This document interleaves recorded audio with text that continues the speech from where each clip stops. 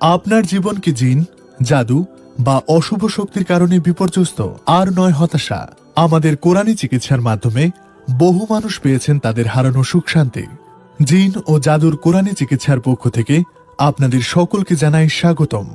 এই পেজের মাধ্যমে দেশ বিদেশে অনলাইনে অফলাইনে সরাসরি কিংবা ভিডিও কলে আমরা চিকিৎসা দিয়ে থাকি। আপনার কি বিয়ে হচ্ছে না? স্বামী স্ত্রীর মধ্যে দ্বন্দ্ব? জিন ও জাদুর পাল্লায় পড়েছেন? দুশমন দ্বারা ক্ষতিগ্রস্ত হয়েছেন? এসব যত সমস্যা রয়েছে সব সমস্যার সমাধান একমাত্র আল্লাহর কোরআন ও রসুলের হাদিস দ্বারা সুন্নাহ ভিত্তিক পদ্ধতিতে চিকিৎসা করে থাকি। আমরা কয়েকজন রোগীর সরাসরি কথা শুনে আসি। আদৌ কি তারা ফলাফল পেয়েছেন? আসসালামু আলাইকুম, আমি আফরোজা ঢাকা থেকে বলছি। আমি অনেক বছর যাবৎ আমার পরিবার নিয়ে চালান জিনে আক্রান্ত ছিলাম। আমার বিশেষ করে আমার হাজবেন্ড পাগলের মতো অবস্থা হয়ে গিয়েছিল। আমি অনেক ডাক্তার, কবিরাজ অনেক কিছু দেখিয়েছি, কিন্তু অনেক টাকা পয়সা খরচ করেছি, কিন্তু কোনো কাজ হয় নাই। ফেসবুকে একদিন শেখ রফিকুল ইসলাম হুজুরের কোরআনিক চিকিৎসার পেজটা দেখতে পেলাম। এখানে অফলাইন অনলাইনে চিকিৎসা হয়, সুন্নাহ ভিত্তিক, তাবিজ ছাড়া কোরআনিক ট্রিটমেন্ট হয়। এটা দেখার পর আমি ওনার সাথে ফোনে যোগাযোগ করে ওনার সাথে কথা বলে ওনার চিকিৎসা নিই। গত রমজান মাস থেকে ওনার চিকিৎসা নেওয়া শুরু করেছি। আলহামদুলিল্লাহ, আল্লাহর কাছে লক্ষ কোটি শুকরিয়া। আল্লাহর রহমতে আমরা ভালো আছি। আমার স্বামী পাগলের মতো হওয়ার কারণে ওনার চাকরিও চলে গিয়েছিল। আল্লাহর রহমত, উনি সুস্থ হয়েছেন, ওনার চাকরিও হারানো চাকরিটাও ফিরে পেয়েছেন।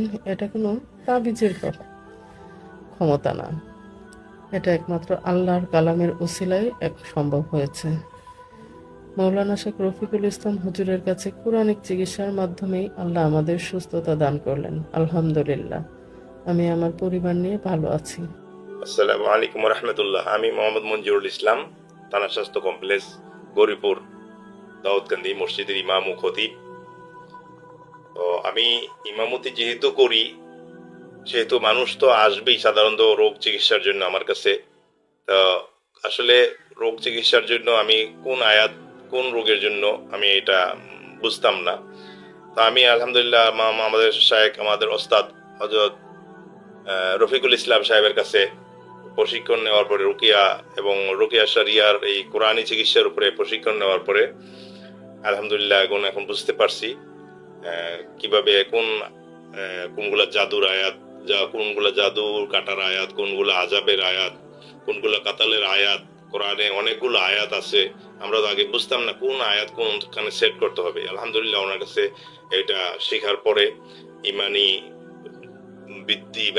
পাওয়ারও বৃদ্ধি পায় এবং তাকওয়ার লেভেলটাও বাড়ে আল্লাহর প্রতি, কোরআনের প্রতি। এবং কোরআনী আয়াত দিয়ে চিকিৎসা করলে সাথে সাথে অ্যাকশন হয়।